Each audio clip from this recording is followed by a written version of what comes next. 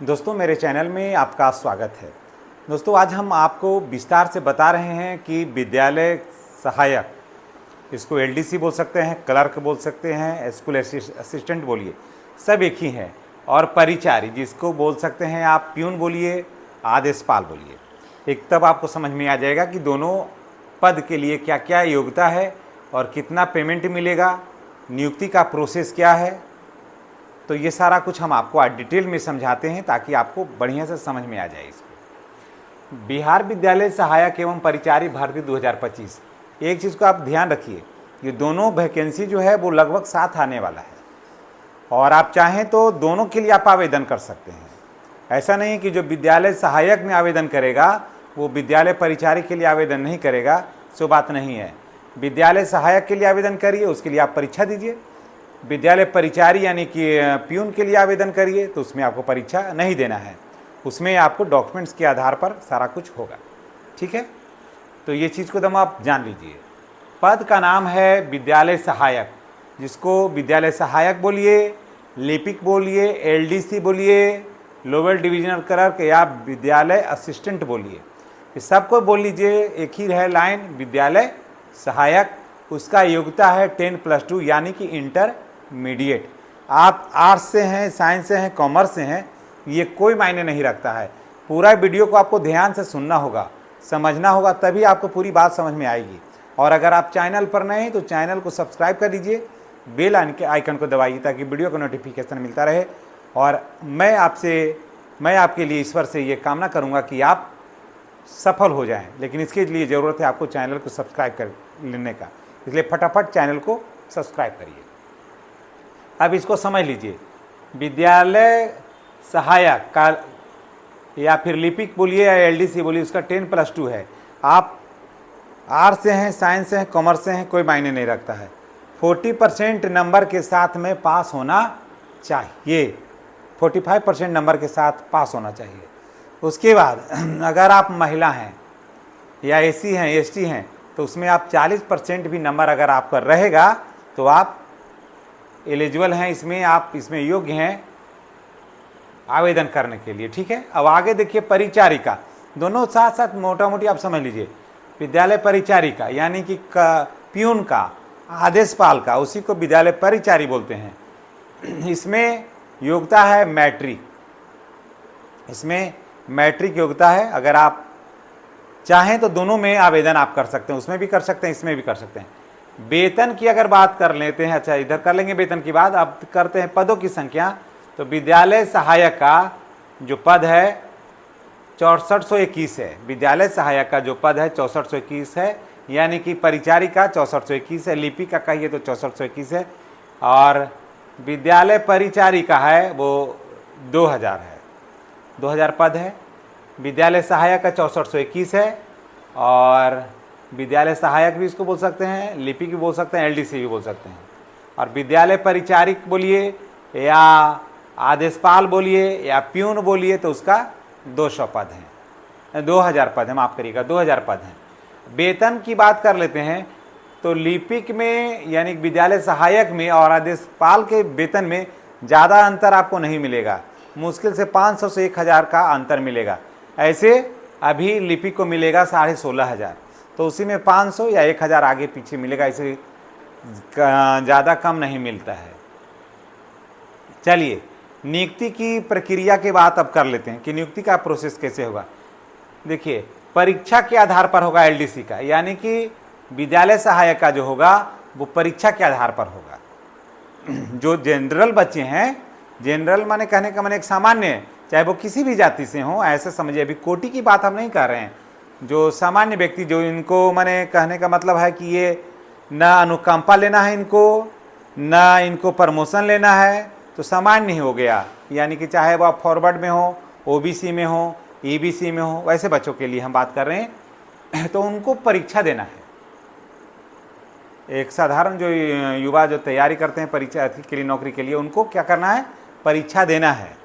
उनको परीक्षा होगा इसमें पद पर जाने के लिए। लेकिन 15% पद जो है और बाकी जो है, जैसे मानते हैं कि कोई आदेशपाल है, काम कर रहा है, अभी आज देखे होंगे कि आज बहुत हंगामा हुआ है पटना में।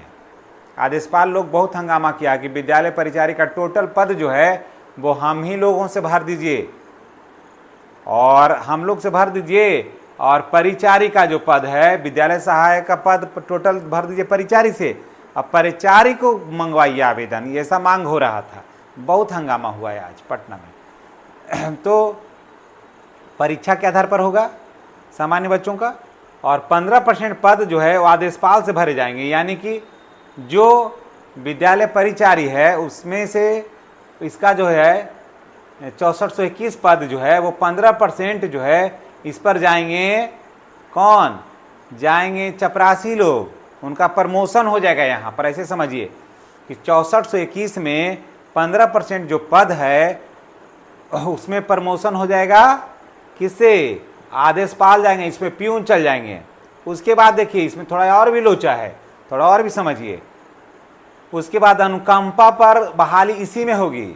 अगर कोई भी शिक्षा या सरकारी कर्मी का, अगर सरकारी कर्मी मर गए हैं तो उनके बच्चे का जो है या फिर उनकी बीवी का जो है नियुक्ति जो है वो यहीं पर होना है, विद्यालय सहायक में ही।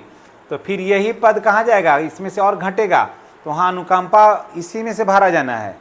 अब देखो समझ लिए। अब देखिए इसी में से फिर 35% पद जो है वो महिलाओं के लिए है।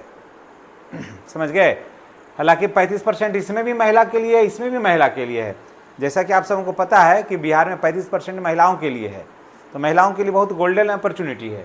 तो 35% फिर महिला के लिए। शेष जो बचेगा उसमें सामान्य तरीके से जो बच्चे तैयारी कर रहे हैं वो इसमें जाएंगे। अब समझ में आ गई बात? अब इसमें ऐसे हो गया। अब देखिए जो शेष बचेंगे पद वो उस पर उसी पर परीक्षा होगी, उसी पर सामान्य बच्चों का सिलेक्शन होगा। तो परीक्षा उतना आसान नहीं है। सीट फिर बचेगा कितना? सीट तो कमते ही जाएगा, और उसके बाद फिर परीक्षा होगी। इस पर परीक्षा कौन लेगा भाई? तो BSSC ही लेगा, परीक्षा लेगा। बिहार कर्मचारी चयन आयोग लेगा, LDC का यानी कि विद्यालय सहायक का लेगा। आदेशपाल के लिए परीक्षा देना नहीं है, आदेशपाल के लिए परीक्षा देना नहीं है। 2000 पद के लिए जो है वो DO के यहाँ भी मांगा जाएगा या फिर DM के यहाँ मांगा जाएगा आवेदन, और अभी जैसे जो नियमावली फिर से आ जाएगा तो फिर हम बनाएंगे, और उसके बाद वहाँ आवेदन करना है, उसके बाद फिर होगा उसको। उम्र की बात कर लेते हैं तो 18 से 37 वर्ष ऐसे जनरल के लिए है, लेकिन उम्र सीमा में जो छूट है नियमानुसार उम्र सीमा में आपको छूट मिलेगी ही मिलेगी, जो बिहार सरकार का है। फिर दूसरी बात है कि इसमें सिर्फ बिहार के लोग ही इसमें आवेदन कर सकते हैं, बाहर के लोगों को आवेदन करना नहीं है। यहाँ तक बात बिल्कुल समझ गए होंगे। अब चलिए वीडियो कैसा लग रहा है कमेंट करके बताइएगा, और अगर चैनल पर नए हैं तो चैनल को सब्सक्राइब करके बेल आइकन को दबाइए ताकि वीडियो का नोटिफिकेशन जो है आपको मिलता रहे।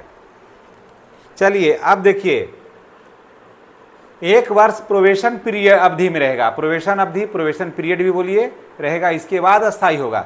अगर सिलेक्शन हो जाता है तो 1 वर्ष तक आपको अस्थायी के तौर पर रखा जाएगा। समझ गए? डायरेक्ट आपकी नौकरी पक्की नहीं हो जाएगी। प्रोबेशन पीरियड में रहने का मतलब होता है कि आपको समय से आना, समय से जाना, बेहतर तरीके से काम करना, अपने अधिकारी का बात का मानना, किसी भी संघ संगठन से जुड़ करके ऐसा कोई कार्य नहीं करना जिससे कि सिस्टम को ठेस पहुंचती हो, सिस्टम के नियमों के विपरीत हो।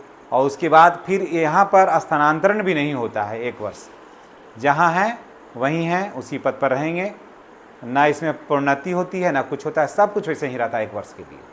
ठीक है? तो 1 वर्ष प्रोबेशन पीरियड के होगा। जैसे ही 1 वर्ष पूरा हो जाएगा तो फिर आप अस्थायी हो जाइएगा। ये इसका उद्देश्य क्या था? उद्देश्य था शिक्षकों को गैर शैक्षणिक कार्य से मुक्ति दिलाना।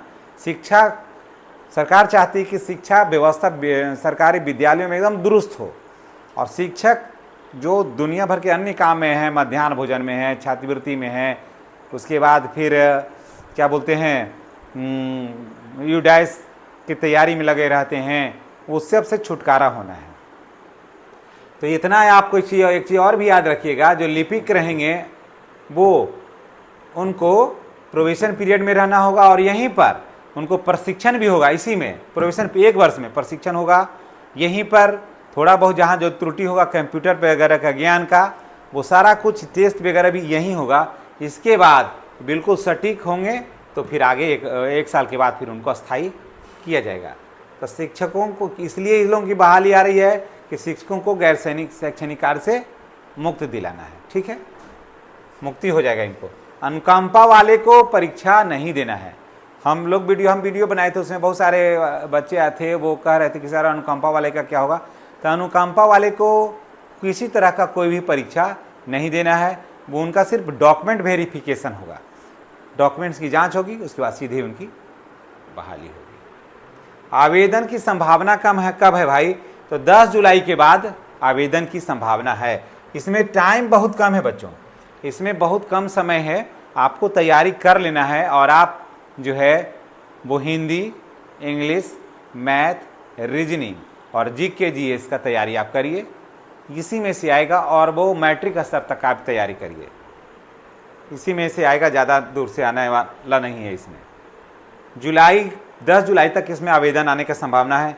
एग्ज़ाम जो है वो 25 अगस्त तक होने का है, 25 अगस्त तक संभावना है एग्ज़ाम होने का। अक्टूबर के प्रथम सप्ताह में नियुक्ति हो जाना है हर हाल में, क्योंकि फिर सरकार के पास समय नहीं है और सरकार को गठन में भी लगना है, चुनाव भी होता है उसी अक्टूबर में, सब चुनाव वगैरह सारा कुछ उसी में है। लगभग 8 चरण में चुनाव होना है, उससे कम में होता नहीं है। तो विधानसभा का चुनाव है तो 8 चरण में चुनाव होता है, तो फिर उसी में लग जाना है सरकार को, तो फिर तो टाइम मिलेगा नहीं। सर कर्मचारी भी लग जाते हैं ड्यूटी में, तो आपको अक्टूबर के प्रथम सप्ताह तक आपको ज्वाइन करवा दिया जाएगा। तो दोस्तों ये वीडियो आपको कैसा लगा है कमेंट करके बताइएगा। कौन सी बातें और छूट गई है हमसे यो भी बताइएगा। और आप वीडियो कहाँ से देख रहे हैं, अपना नाम और ज़िले का नाम अवश्य दर्शाइएगा। और आप इसके संबंध में, वीडियो के संबंध में क्या कहना चाहते हैं, कौन सा बात और भी ऐड करना चाहिए था हमें, ये बात को भी आप अपने कमेंट बॉक्स में जुड़िएगा, ताकि हम और आप मिल करके एक बेहतर रास्ता बनाएं, एक बेहतर मार्ग बनाएं, जिस पर आप चल करके और आपके साथ अन्य लोग चल करके अपने मंजिल तक जो है वो पहुँचें।